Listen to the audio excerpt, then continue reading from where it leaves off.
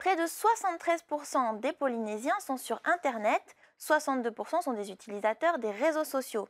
Une utilisation qui n'est pas sans danger, vol de données, usurpation d'identité. On fait le point ce soir sur les questions de cybersécurité et les bonnes pratiques.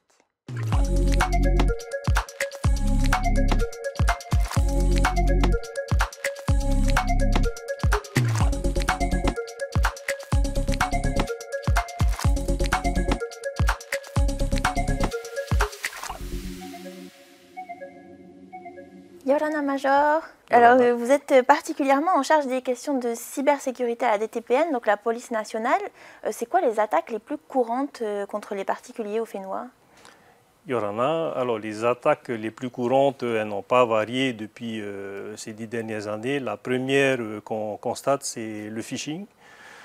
Phishing bancaire, donc la plupart du temps, 99% du temps, ce sont des personnes qui vont recevoir un mail qui usurpe l'identité de leur banque et par lesquels ils vont être amenés à fournir en réalité des identifiants, mots de passe, ce qu'une banque ne demande jamais en réalité par mail. Donc ce sont les attaques les plus courantes qui concernent les particuliers. Est-ce qu'il y a des particuliers, par exemple, qui se font voler leur identité?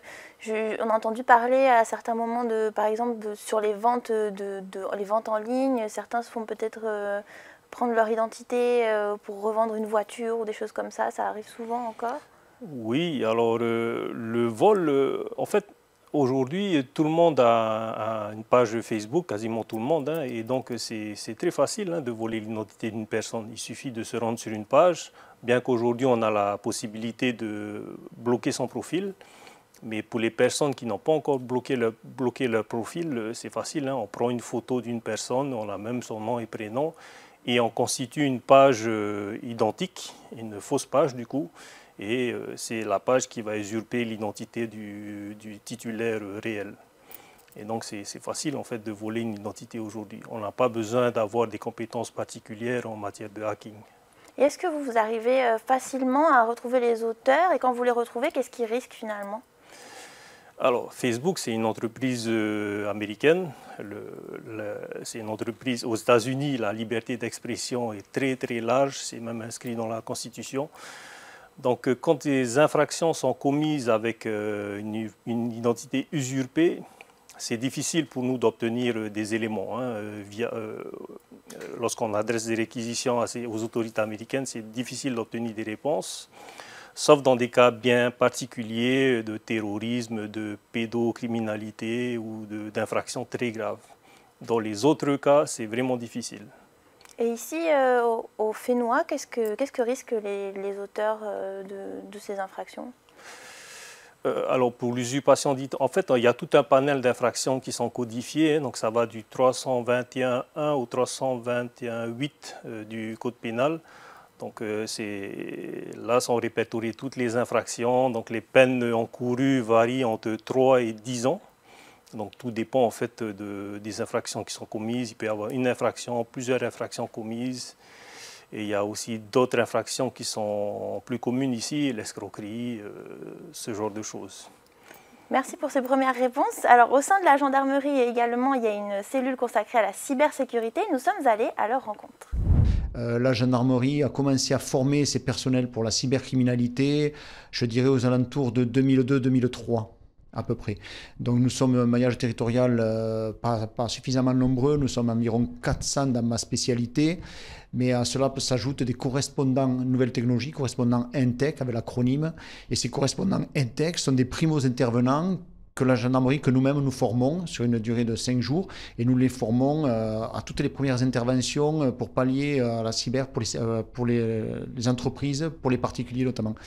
Et donc, ils sont capables de prendre les plaintes, de pouvoir faire les premières investigations en attendant qu'un enquêteur cyber puisse prendre la mesure et faire les investigations supérieures à celles qu'il leur est demandées. Nous remontons assez loin. Alors, s'ils sont en métropole, il n'y a aucun problème. S'ils sont sur le Fénois, bon, ça ne pose aucun souci, forcément, même si la territorialité est assez longue.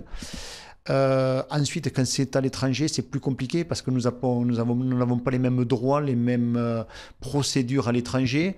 Dans l'espace Europol, la France a des coopérations, un peu à l'international aussi avec Interpol, mais dès lors que des pays ne sortent de ces coopérations-là, ça devient plus compliqué, l'Afrique, la Russie, la Chine, etc. Avec la DTPN ici, nous faisons régulièrement des contacts avec les systèmes des fraudes, avec les banques, au moins chaque trimestre, voire une fois par semestre. Donc on a des échanges entre nous sur la criminalité qui s'est passée, sur les nouveaux modes opératoires, etc. Alors, retour avec vous, Major. Donc, avec le développement des technologies, il y a aussi ce qu'on appelle les deepfakes. Donc, vous m'avez envoyé un exemple. Donc, c'était mon visage au départ. Et puis, vous m'avez fait parler d'autres langues. Vous avez même changé mon visage. On va le voir à l'écran. 如果你认为自己能够区分真实信息和虚假信息，请知道你不一定。Мы постоянно повторяем: будьте осторожны с фейковыми новостями. Если вы думаете, we keep repeating it. Beware of fake news. Est-ce qu'il y a eu des cas ici sur des particuliers ou des personnalités? Alors oui, il y a eu des cas. Il y a un cas notamment, je ne peux pas révéler bien entendu l'identité de la victime, mais ça a déjà été, on a déjà constaté un deepfake localement. Et il faut savoir qu'en réalité, il y a, comme je l'ai dit tantôt, on n'a pas besoin d'avoir de compétences particulières, on n'a plus besoin, plutôt je dirais, d'avoir des compétences particulières pour faire ce qu'on appelle de l'hypertrucage en français ou des deepfakes. Quels conseils on pourrait donner aux particuliers pour essayer quand même, malgré tout, de protéger leurs données aujourd'hui? Alors aujourd'hui, comme je l'ai dit, c'est difficile. Hein. Tout le monde a déjà étalé quasiment toute sa vie sur Facebook, notamment, pas que Facebook, hein, sur les réseaux sociaux en général. Et le seul conseil que je peux donner aujourd'hui aux gens, c'est quand ils croient avoir affaire à quelqu'un, c'est de lui passer un coup de fil. Et encore mieux, c'est d'aller le rencontrer en personne, lui parler, lui poser des questions, lui dire voilà, est-ce que tu m'as vraiment dit ça? Est-ce que tu es vraiment en train de monter une société? Poser toutes les questions possibles. Et ils vont vite se rendre compte qu'en réalité, ils ont eu affaire à une usurpation d'identité, un deepfake. Merci beaucoup pour ces éléments, on espère que ce sera entendu. Et avant de se quitter, on va faire un petit tour du côté de l'actualité technologique à l'international. Le 10 octobre, Elon Musk a dévoilé Optimus, un robot humanoïde. Présenté comme un assistant, il est capable d'arroser les plantes, de nettoyer votre cuisine ou encore de jouer à des jeux de société.